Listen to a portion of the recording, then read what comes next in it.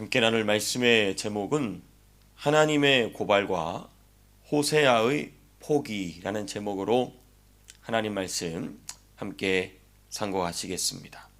하나님께서는 이스라엘을 고발하시고 정죄하시고 심판하시고 호세아는 포기하는 것입니다. 이스라엘의 죄악이 너무나 극악하고 하나님의 징계, 심판의 결심이 너무나 분명하고 자명했기 때문에 호세아가 포기하는 장면이 오늘 본문에 이렇게 있습니다. 그래서 어떤 맥락에서 또 그 말씀이 기록되는지 또 자세하게 한 구절씩 살펴보도록 하겠습니다. 자, 우리가 먼저 살펴볼 것은 11절에서부터 14절까지 하나님께서 고발하시는 장면. 하나님께서 북이스라엘의 타락상에 대하여 자세하게 말씀하시는 장면. 우리가 그러니까 10절까지도 1절에서부터 10절까지 이어졌던 내용이 계속 되고 있는 게 바로 이 11절에서부터 14절까지의 내용입니다. 먼저 11절 보시게 되면 마음을 빼앗겼다라는 표현이 나옵니다. 11절 마지막에 마음을 빼앗느니라. 11절은 그래서 사람이, 특별히 하나님의 백성이, 달리 말하면 성도가 마음을 빼앗기는 통로가 뭐냐, 그렇죠? 사람이, 특별히 예수 믿는 사람이, 하나님의 백성이 마음을 원수에게 빼앗기는 통로가 뭐냐, 그게 이제 11절에 나와 있죠. 뭐라고 나와 있습니까? 음행과 음주다, 그렇죠? 음행과 묵은 포도주와 새 포도주가 마음을 빼앗느니라. 축약하면 음행과 음주가 성도의 마음을 빼앗아서 원수에게 가져다 준다는 것입니다. 이 둘이 상징하는 바를 따라 분석해 봐야 됩니다. 물론 당연히 음행 그 자체, 그 육체적 음행 당연히 그렇죠. 육신적 음주 당연히 그렇겠죠. 근데 이제 이거를 보다도 좀 더 깊이 있게 그 음행이 상징하는 바, 음주가 상징하는 바도 역시 생각을 해 봐야 됩니다. 여러분, 음행은 당연히 말씀드린 것처럼 그 자체로도 큰 범죄입니다. 당연하죠. 큰 범죄이지만 동시에 육체적 쾌락과 육체적 만족 추구의 하나의 그 중대한 범죄가 바로 음행이지 않습니까? 예. 육체적 쾌락과 육체적 만족 추구, 이제 특별히 하나님이 허락하신 범위 밖에서의 그러한 육체적 만족 추구, 쾌락 추구입니다. 그래서 여러분, 육체를 편리하게 한다면 그 무엇이라도 최우선순위로 여기는 게 바로 이 음행과 연결되어 있는 육체 만족주의입니다. 육신을 만족하는 것이 우선인 것이죠. 육신의 편안함, 육신의 안락함. 여러분, 우리 몸이 편한 거 찾는 게 잘못된 거 아닙니다. 예. 그런데 그것이 가장 중심에 가 있는 사람, 그렇죠? 여러분, 음주 역시 그 자체로도 당연히 문제입니다. 당연히 문제이지만 그 특성상 음주가 가지고 있는 특성이 무엇입니까? 사람을 취하게 만든다는 것이죠. 사람을 취하게 만든다는 점에서 정신적, 혼적 만족 추구와 연결됩니다. 그러니까 음주는 육체적 만족 추구라고 우리가 볼 수 있다면, 이 음행은 육체적 만족 추구. 음행은 그렇다면 음주는 뭐냐? 우리의 정신적, 혼적 만족 추구와 연결되고, 이는 자연스럽게 우리의 타락한 본성인 혼, 우리의 정신, 생각, 마음의 이 만족은 어디로부터 오냐면 세상 문화로부터 옵니다. 세상 문화. 그렇습니다. 그래서 세상 문화와의 접촉, 세상 문화에 취해 살아가는 것이죠. 예를 들면 이런 것이, 우리 지금 대한민국의 정황을 가만히 살펴보면은 너무 예수님 잘 믿어요. 네? 목사님이시고 장로님이시고 권사님이시고 집사님이시고 교회 섬기는 거 보면은 1등 신자, 1등 성도예요. 근데 공산주의, 사회주의 사상이 들어가 있어요. 똥물이 들어가 있어요. 자기가 그렇게 돼 있는지 몰라요. 그 세상 문화에 취해 있는 것이죠. 그렇습니다. 여러분, 그래서 마음을 빼앗긴다라는 말씀의 의미를 보다도 좀 더 이렇게 이 음행과 음주의 맥락에서 본다면 어떤 마음을 빼앗기는가를 생각해 보면 그 의미를 쉽게 발견할 수 있는데, 이 마음은 곧 하나님의 마음을 아는 마음입니다. 그렇죠? 하나님의 뜻을 따르고자 하는 마음, 하나님의 말씀을 이해하고 깨닫는 마음을 빼앗긴다는 겁니다. 뭐가? 음행이. 무엇이? 음주가. 그리고 그 음행의 영적인 의미, 음주의 영적인 의미, 그렇습니다. 그 종합해서 보니까 어떤 마음을 빼앗아가느냐? 하나님의 마음을 아는 마음, 하나님의 뜻을 따르고자 하는 마음, 하나님의 말씀을 이해하고 깨닫는 마음. 예, 그렇습니다. 실제로 음행이라는 죄가, 음주라는 죄가 당연히 그런 문제를 일으키죠. 그러나 음행은 저지르지 않았어도, 음주는 하지 않았어도 마음을 빼앗기는 경우를 보니까 음행이 가지고 있는 영적인 원리, 음주가 가지고 있는 영적인 원리가 그대로 적용된다는 것입니다. 그렇습니다.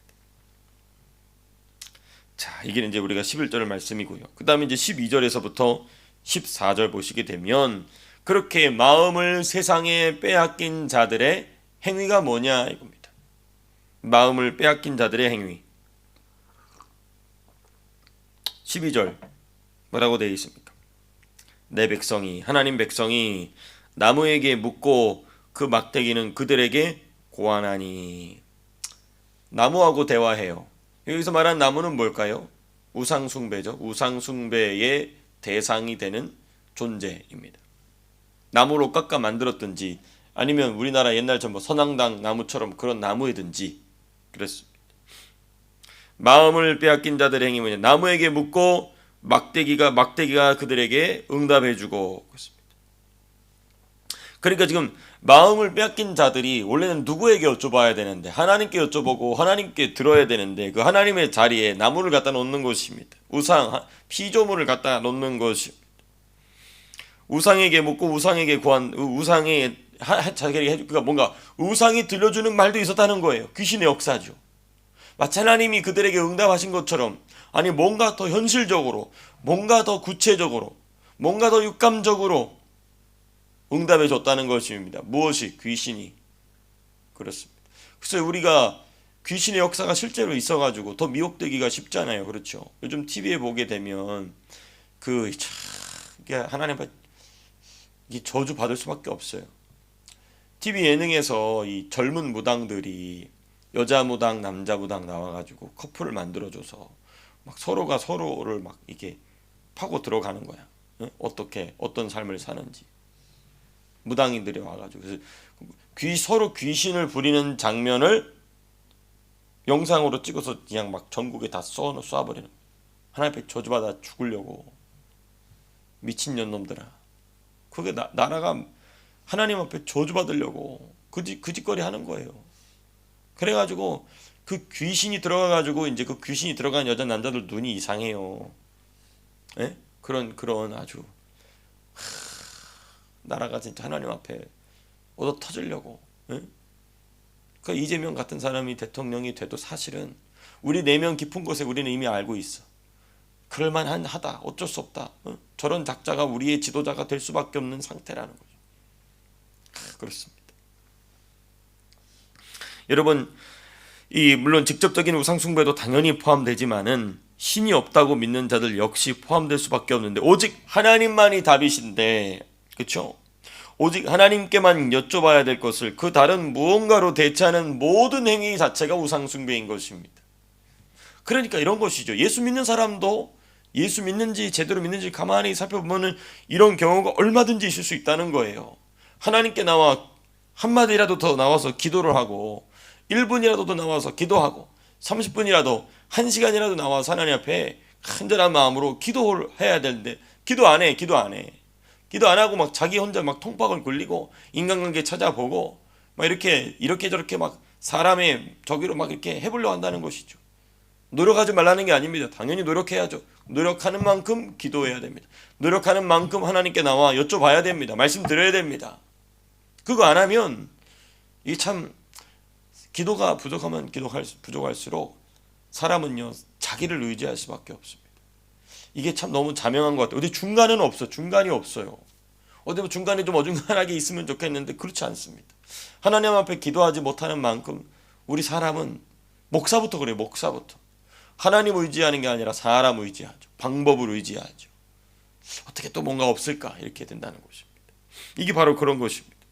그래서 사람에 따라 그 대상은 차이가 있을 수 있으나 그러나 관계나 경험이나 돈이나 권력이나 과학이나 학문이나 뭐 이런 거 의지하게 된다는 것입니다. 자, 그다음에 이제 마음을 빼앗긴 자들의 행위가 13절과 14절에 더 자세하게 기록이 되어 있는데요. 뭐냐? 남편이나 아내나 며느리나 딸이나 모두가 더럽고 악한 음행에 가담하는 현실이라는 것입니다. 13절 보시게 되면 맨 마지막에 이렇게 돼 있죠. 이러므로 너희 딸들은 음행하며 너희 며느리들은 간음을 행하는도다. 14절 후반절에 이렇게 돼 있죠. 이는 남자들도 창기와 함께 나가며 음보와 함께 희생을 드림이라. 깨닫지 못하는 백성은 망하리라. 남편이나 아내나 아버지나 아들이나 며느리나 딸이나 모두가 더럽고 악한 음행에 가담하는 것입니다. 이게 온 가족이 그냥 죄악에 다 그냥 문드러지는 것이죠. 그렇습니다.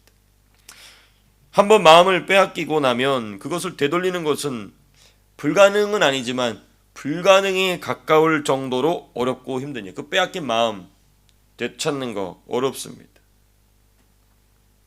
그렇지 않습니까? 우리가 이렇게 시드니에서 우리가 함께 이렇게 교회를 세워나가는 일에 정말 우리 같이 애쓰고 있지 않습니까? 너무 감사해요.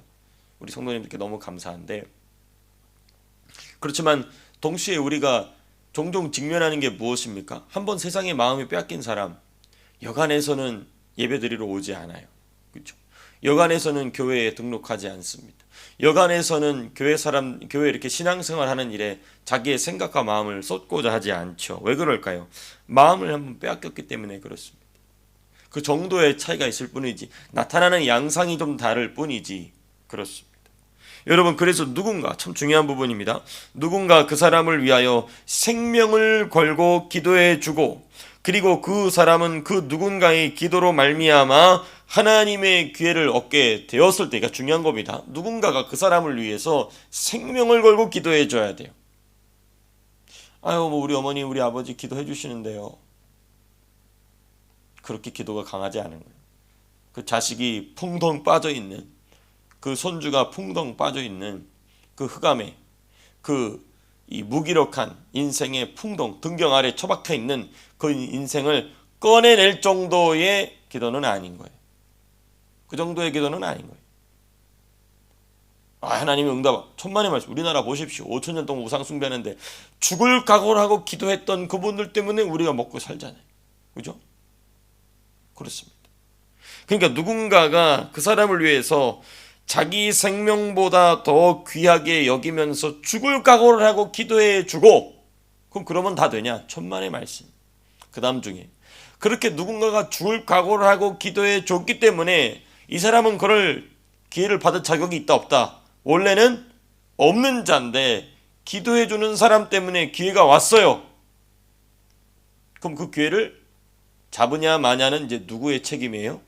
그 본인 책임이에요. 그 걷어찼다. 그럼 걔는 끝이요. 그 사람은 끝. 그렇습니다. 그 기회를 얻게 되었을 때 그것을 놓치지 않으면 살아요. 왜? 그 사람 때문에? 아닙니다. 그 사람을 위해서 생명을 걸고 기도해 주었던 사람 때문에. 그래서 우리 사랑하는 성도님들께서는 가장 먼저는 여러분들의 가족, 특별히 자녀들을 위해서 생명을 걸고 기도하시기 바랍니다. 난 부모니까 내가 엄마가 아빠니까 내가 아니에요. 그렇지 않아요. 그렇게 영적 세계가 그렇게 만만하지가 않습니다. 내가 생명을 걸고 기도해 줘야 됩니다. 그냥 이렇게 해서 안 돼. 내가 우리 성도님들이 이렇게 열심히 기도 생활하시는데도 그러니까 제가 이렇게 말씀드릴 수 있는 거예요. 그렇죠? 이렇게 같이 함께 하시니까 제가 좀 더 깊은 곳을 말씀드릴 수 있는 것입니다. 일반 같았으면 개불 이렇게 얘기하면은 다 시험 들어가지고 어떻게 내가 평소 하는 기도가 별로 필요 없다는 식으로 얘기하냐 이렇게 시험 들어버려요. 사실인데. 그럼 네 자녀가 신앙생활 제대로 해야 될 거 아니야. 이렇게 내가 막 얘기할 수 있어서 감사해요. 네. 네가 그렇게 기도하면 네 자녀가 정신을 똑바로 차리고 신앙생활 해야 될 거 아니야. 근데 그렇지 않아요. 신앙생활 안 해요. 안 해. 안 해요. 절대 안 해요. 그렇습니다. 그 왜 그럴까요? 분량만큼 기도가 안 나온 거예요. 어찌되었든 여러분, 그래서 그 사람에게는 구렁텅이를 빠져놓을 수 있는 은혜의 밧줄이 내려집니다. 누구 때문에? 자기를 위해서 생명 걸고 기도해 준 사람 때문에. 그렇습니다. 그러니까 기도가 깊어지면 자기 자녀, 자기 가족뿐만 아니라 내가 아는 누군가, 그리고 어디까지, 자기 민족을 위해서까지 생명을 걸고 기도하는 깊이까지 들어갔던 것이죠. 우리 한국의 믿음의 선배님들은 거기까지 들어간 거예요. 얼마나 깊이 있게 기도했는지. 자기 목청이 터져서 피가 막 나오는데도 그러기까지 자기 민족, 우리나라를 위하여서 자기 생명을 걸고 그 생명보다 더 귀하게 기도했기 때문에 하나님이 은혜 받을 자격이 없는 대한민국에 은혜를 내려주신 것이죠. 이제 하나님이 그런 기도자들을 대한민국에 기대하시는 줄로 믿습니다. 우리가 그런 사람 돼야 되겠죠. 그렇습니다. 다만 그 기회가 그 기도의 대상자의 자존심을 완전히 무너뜨리는 상황이라는 포장지에 포장이 되어 다가옵니다. 하나님 항상 그렇게 하세요. 왜? 그걸 무너뜨려야 겸손히 그걸 받을 수 있으니까. 그 대한민국 보세요. 나라를 위해서 죽으라고 기도했더니 뭐가 찾아왔습니까? 일제강점기가 찾아오잖아요. 나라를 위해서 죽으라고 기도했더니 뭐가 찾아왔습니까? 공산주의 6.25 전쟁이 일어나잖아요. 이거는 뭐 자존심이 무너지는 정도가 아니고 뭐 완전히 다 작살이 나버렸어요. 근데 여러분, 그렇게 전쟁이 한번 싹 나고 나니까 우상 숭배가 전부 박살이 나죠. 대한민국처럼 우상 숭배에 찌들어 있는 나라가 어디 있어요. 근데 그게 싹 정리가 돼버립니다. 일본 보세요. 우리나라보다 200년, 300년 빨리 복음이 들어갔어요. 아직도 근데 복음화율이 2%, 3%도 안 돼. 왜 그럴까요? 아주 막 찌들어 있는 우상 숭배, 그게 한 번도 무너진 적이 없는 것이죠. 자존심이 무너진 적이 없는 거예요. 그 사람 이 민족적 자존심이 무너질 기회가 없었던 것이죠. 그렇습니다. 그래서 여러분, 만일 여기서 자존심을 꺾지 아니하면 못하면 그 기회는 떠나가 버립니다. 그리고 그 사람은 그 덫에 점점점 깊이 붙잡히게 되죠. 자, 그런데 제가 왜 이게 부정적인 방향으로만 자꾸 얘기하냐? 오늘 호세아서가 지금 그걸 보여주고 있기 때문에 그렇습니다. 호세아서가 말씀하고 있는 이스라엘의 상태가 정확히 그런 상태였다는 것이죠. 이사야, 호세아, 또 예레미야 등등 뭐 아주 대단한 뜻이, 우리가 열왕기상하에서는 엘리야, 엘리사, 여러분 참 진짜 이런 신앙의 영웅들은 한 민족에 한 번 나올까 말까 한 사람들인데 계속 나오잖아요. 그렇죠? 그런 선지자들이 계속 나왔단 말이에요. 그런데도 불구하고 멸망해 버렸어. 이스라엘, 북이스라엘 남녀다 멸망해 버렸죠. 지금 그 얘기입니다. 그래서 15절에서부터 19절까지는 선지자 호세아의 포기가 나오는 겁니다. 그러니까 이 15절에서부터 19절까지는 선지자 호세아가 지금 외치는 거거든요. 14절까지 기록된 하나님의 말씀의 맥락과 흐름 위에서 외치는 책망이면서 동시에 예언입니다. 15절 보시면 북이스라엘의 타락상이 남유다로 퍼지지 않기를 바라는 선지자의 마음. 15절 이스라엘아 너는 음행하여도 유다는 뭐하지 말라? 죄를 범하지 못하게 할 것이라. 남유다 너희는 길갈로 올라가지 말고 벳아웬은 원래 베델인데 벳아웬은 이거 이제 이 언어 유희인데 베델은 하나님의 집이잖아요. 근데 벳아웬은 타락한 집이란 뜻이에요. 더러운 집이란 뜻입니다. 그러니까 벳아웬 하면은 저거 베델을 낮춰 부르고 있다는 것이죠. 거기로 올라가지 말라. 남유다는 거기로 올라가지 말라. 여호와의 사심을 두고 맹세하지 말지어다. 그러니까 북이스라엘의 타락상이 그 안에서 정리되기를 바라는 것이 아니라 이제 그건 포기한 겁니다. 그게 어디로 전염되면 안 된다. 남유다로 전염되면 안 된다는 것입니다. 선지자 호세아의 주된 활동지는 북이스라엘이었으나 남유다 또한 하나님이 그에게 보여주신 계시 안에 있는 중요한 하나님의 백성의 일부였다는 것이죠. 물론 남유다 역시 북이스라엘의 타락과 같이 타락하고 변질되지만은 그래도 나중에 하나님을 참되게 섬기는 자들, 곧 하나님을 아는 지식을 가진 자들이 구루터기처럼 남아있던 건 어디였습니까? 남유다였어요. 유다였어요. 한편 역설적이게도 이 남유다를 향한 선지자 호세아의 외침은 사실상 북이스라엘에 대한 포기 상태에 있었다는 것이죠. 누가? 호세아가. 그렇습니다. 여러분, 이게 참 안타까운 일이 아닐 수 없습니다. 그래서 이 포기할 수밖에 없는 이 북이스라엘의 완고함이 16, 17, 18, 19절에 나와 있는데 17절에 뭐라고 되어 있습니까? 완강한 암소 같다. 16절, 이스라엘은 완강한 암소처럼 완강하니 여호와께서 어린 양을 넓은 들에서 먹인같이 그들을 먹이시겠느냐. 어린 양처럼 순종을 해야 목자이신 여호와 하나님께서 이렇게 계셔서 야 절로 가자 하면 가야 되는데, 암소는 안 그러고 버틴다는 거예요. 괜히 고집 부리고 막 들이받고 이런다는 것이죠. 그래서 여호와께서 인도하시는 푸른 초장으로 갈 수 있겠느냐? 못 간다. 그래서 17절에 뭐라고 얘기되어 있습니까? 에브라임이 우상과 연합하였으니 뭐하라? 버려두라 돼 있어요. 버려두라. 에브라임은 북이스라엘을 상징하는 지파죠. 그들이 마시기를 다하고는 음행이죠. 이제 음주죠. 음주하기를 다하고서는 여서 음행하였으며 그들은 부끄러운 일을 좋아하느니라. 그렇습니다. 그러니까 지금 15절에서 말하고 있는 이 호세아의 포기가 왜 그러한가? 16절, 17절, 18절, 19절에 자세히 기록되어 있다는 것입니다. 여러분, 정리하면서 우리가 다시 한번 되짚어야 될 게 이겁니다. 음란한 여인 고멜을 자신의 아내로 맞이하기까지 하나님의 뜻에 충성스럽게 순종하고 헌신한 선지자 호세아는 북이스라엘이 붙잡을 수 있는 마지막 희망과 같은 사람이었어요. 그렇죠? 근데 그 호세아가 그 북이스라엘을 포기했다. 그럼 이제 이스라엘에게는 더 이상 희망이 있습니까? 없습니까? 없어요. 왜? 북이스라엘을 위하여서 자기 생명을 버리기까지 기도해주고 눈물을 흘리는 게 호세아였거든요. 근데 이제 그 호세아가 그걸 놨다. 그럼 이제 북이스라엘은 끝이야. 하나님께서 그래도 북이스라엘을 불쌍히 여기실 만한 유일한 구석이 호세아였거든요.